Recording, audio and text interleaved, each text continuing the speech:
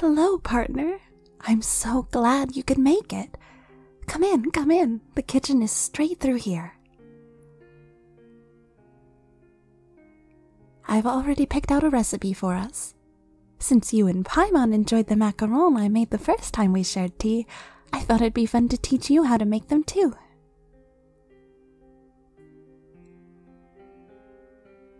Of course. I love sharing treats with others and seeing the big smiles pastries and cookies can bring to their faces. Plus, the baking process is so much fun, especially when I get to share it with someone like you.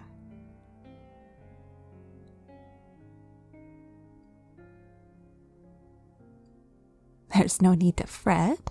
I've been perfecting this recipe since I was a little girl. No matter if you have years of baking experience or just picked up a whisk for the first time today, we'll make something delightfully tasty. You'll see, macarons are so cute and satisfying, and you can make enough to share with a big group and still easily personalize each one to their tastes. For example, the blue ones in this picture are Claren's favorite, while these golden ones are mine, and Miss Charlotte from the Steambridge prefers the pink ones here. I'm sure you and Paimon have favorite flavors too, don't you?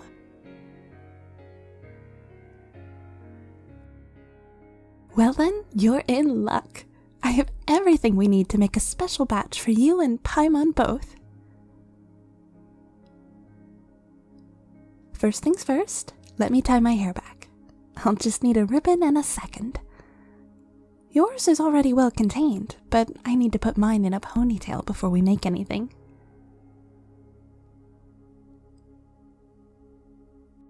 There, how's that? Did I miss any?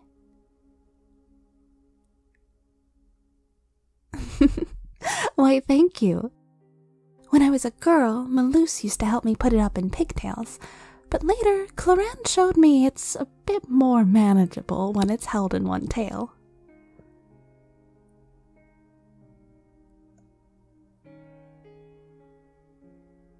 Yes, we did. I have so many childhood memories of us together in the kitchen, or gathered around a gaming table, or running through the Fleuve Cendre. Actually, Claren went along with just about anything I suggested. People used to say we were attached at the hip. We haven't really been that close in a long while.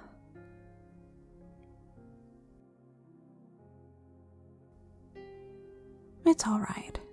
After everything that happened with the prophecy and the flood, we've reconnected.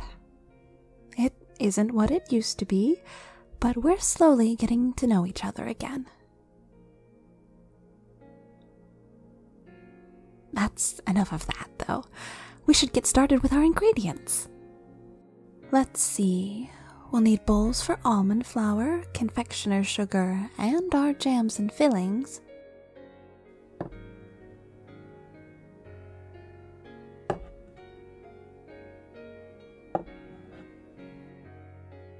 Then a larger bowl and a whisk for the egg whites.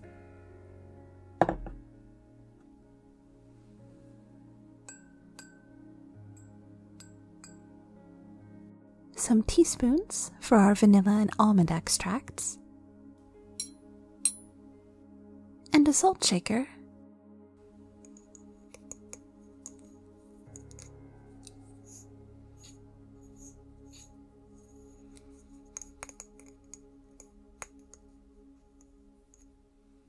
And the bottles of food coloring.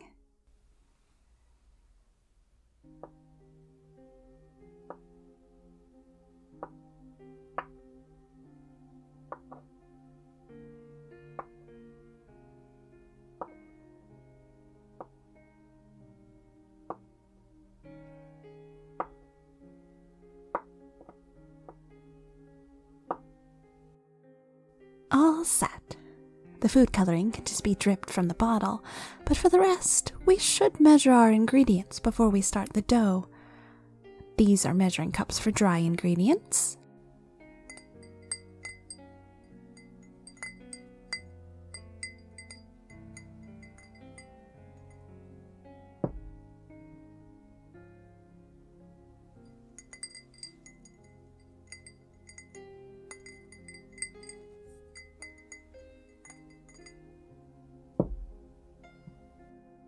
we'll need 1 1/3 cups of almond flour and 2 cups of confectioner's sugar. Just scoop it up with a spoon like this.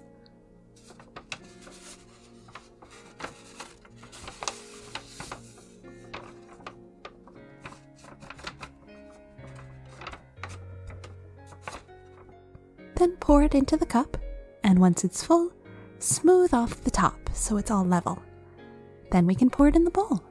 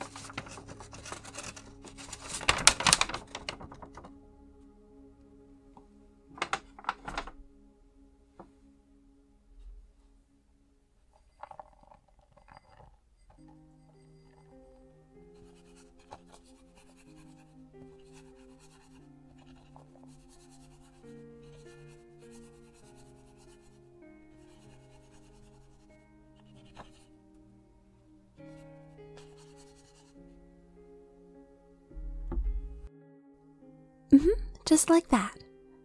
You can set the cups in the sink now. For the fillings, we'll switch to these liquid measuring cups.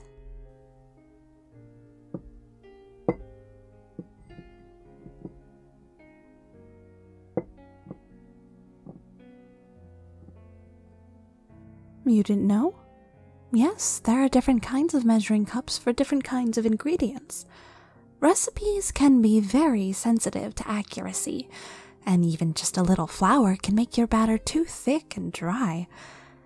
Dry measuring cups let you level off the top, while liquid measuring cups make it easier to pour enough without making a mess. You just pour to the line you need, then lean down to get on eye level and make sure the liquid is right at the line.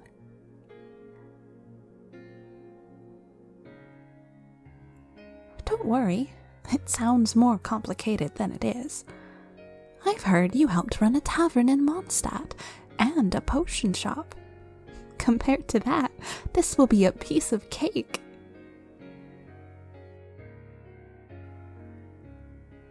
All we need to do is decide what flavors we want to make and pour out enough filling to add up to half a cup. Here are the options.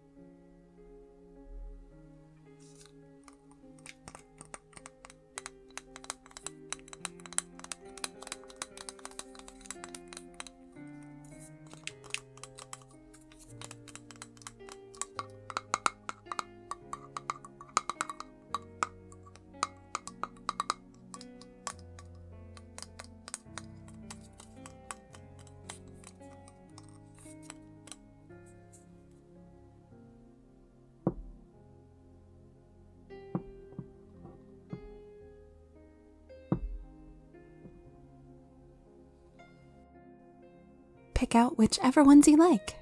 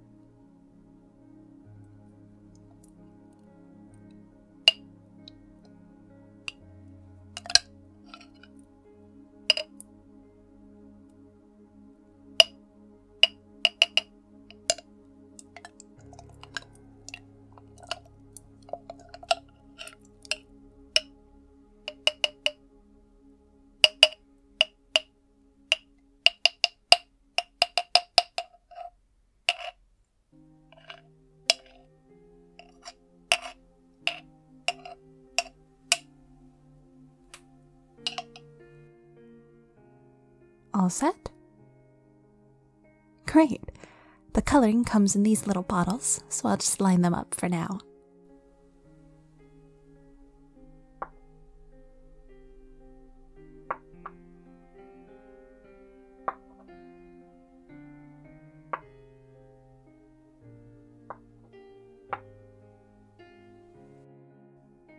I'll also take out our almond and vanilla extracts, but we can measure them as we add them.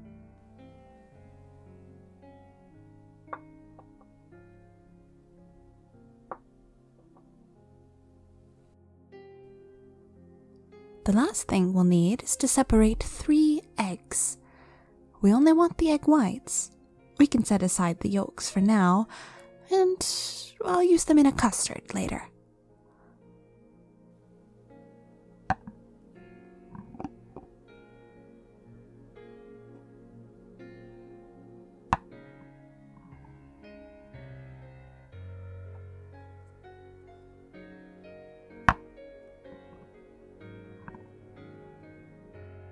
Have you separated eggs before?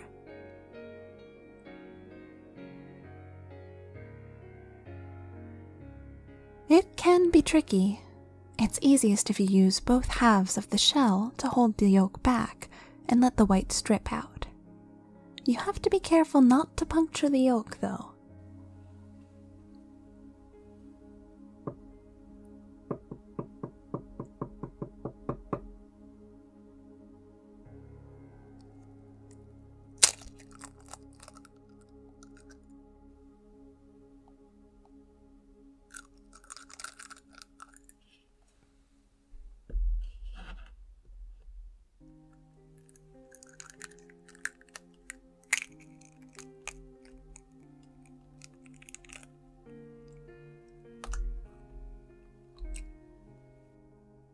Like that, see?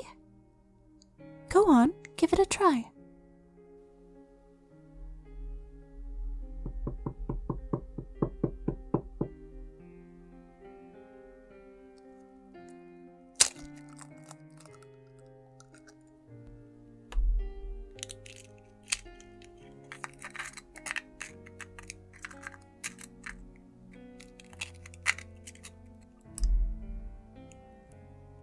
Perfect. Just one more.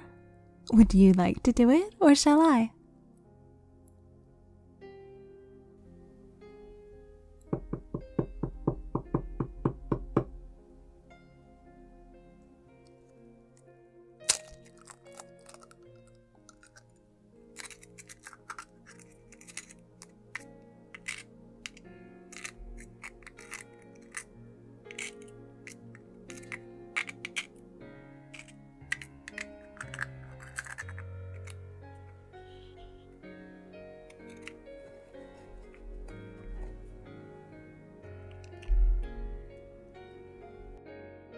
All right, I think we're ready to start mixing.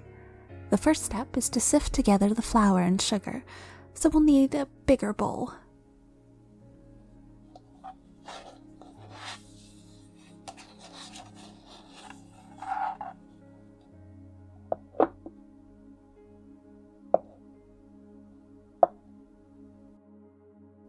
Then we'll pour our powders through this fine mesh sleeve and into the bowl.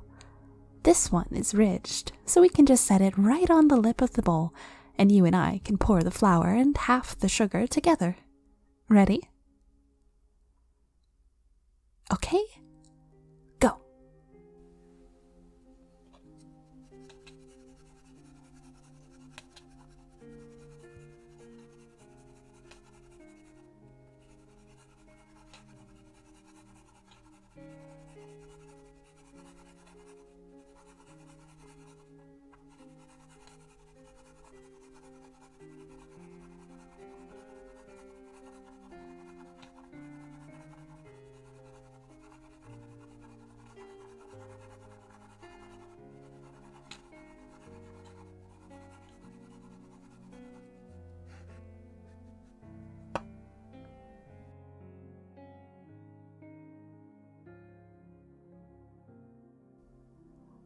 Good.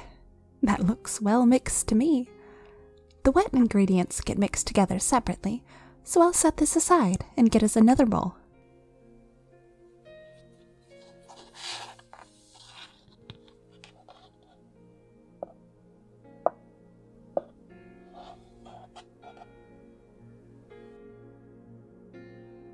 This part takes quite a bit of muscle. We're going to mix together the egg whites, our extracts, and a little bit of salt until it all comes together in soft meringue peaks. You have to beat it pretty fast, so we might have to trade off if our wrists get sore.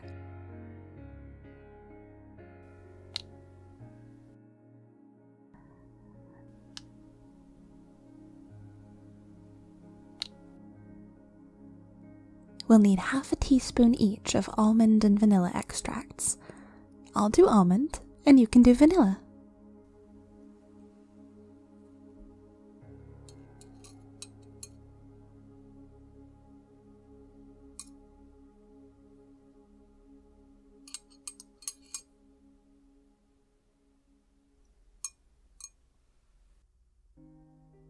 Great. Now just a pinch of salt.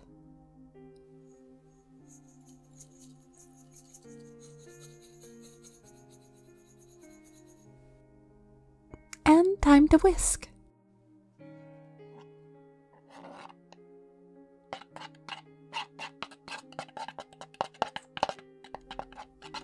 The whisking can get pretty tiring, but the worst part is if you accidentally get just a little bit of egg yolk into your mix. It doesn't matter how hard or long you whisk it then, it'll never thicken and rise. Ask me how I know.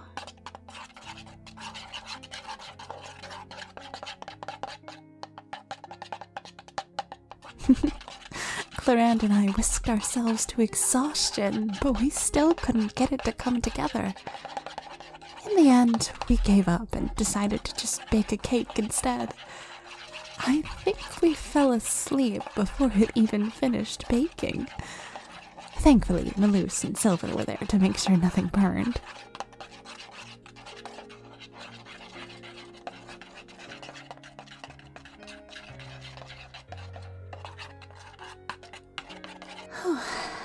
Just in time. My arm is getting tired, but look, soft peaks. All that's left is to add in the rest of our sugar and mix it up until these get stiff. How about we switch, and I'll pour the sugar while you mix with a fresh arm.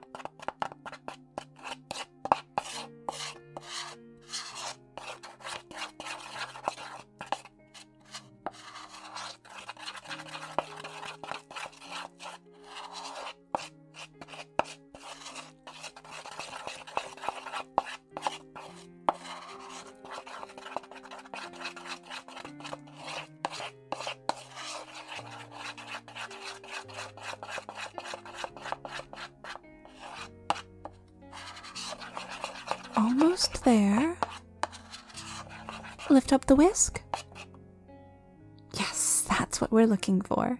Good work, partner. No, don't lick the whisk. Don't forget those are raw eggs in there. No matter how sweet, I promise you it won't be worth it. Here, I'll take the bowl and separate this out into batches, and you can pick the colors we'll make.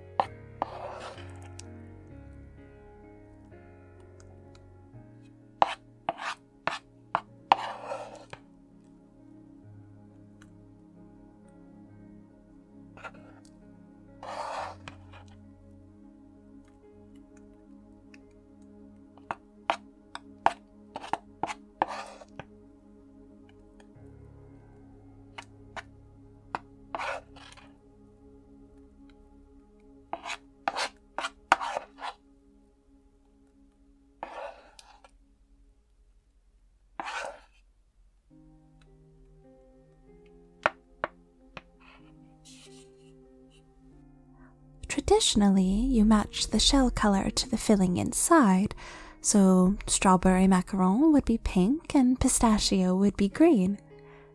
But if you're feeling inspired, you can always mix it up. Choose whatever you like.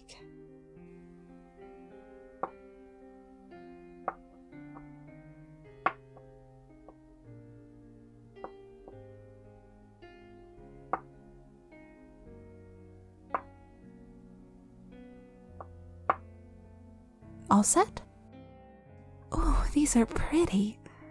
Since we divided up the batter, we should only need a drop or two in each bowl. Just drip it in, then mix together until it's all even.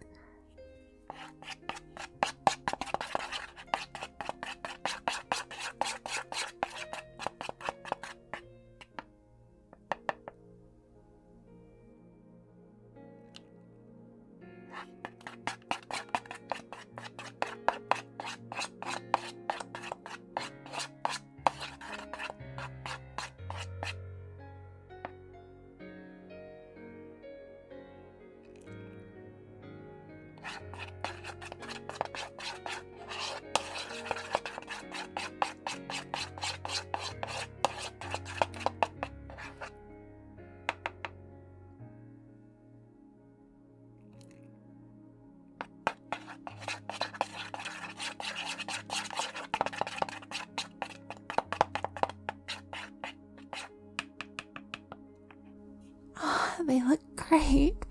Everyone's going to love these. The last step to make the batter is to sift in our almond flour and sugar, then fold it in until it all turns thick and flowing.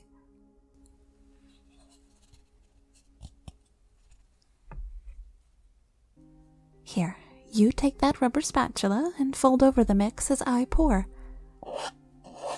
Yep, just like that. Just a little at a time until it all comes together.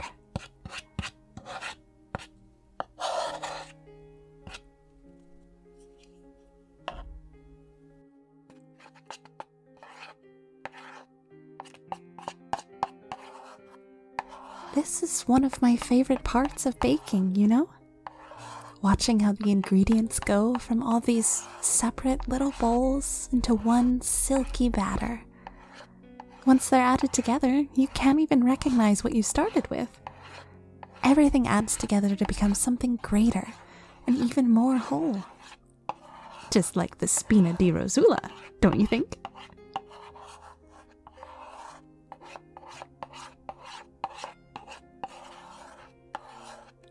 No matter how hard we work on our own, it's nothing compared to what we can do together. A lot of people think that asking for help makes you weak, but the truth is, it can only make you stronger. When we combine our efforts, the result is always so much sweeter than anything we could make on our own.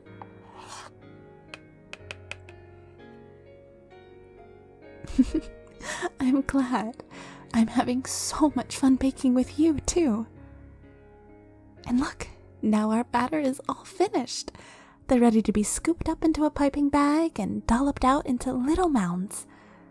Then we tap the tray, let them rest for half an hour, and bake for 10 minutes at 325 degrees. Don't forget to turn them halfway, though, of course, or else they'll burn. Oh, the fillings go in after they're finished.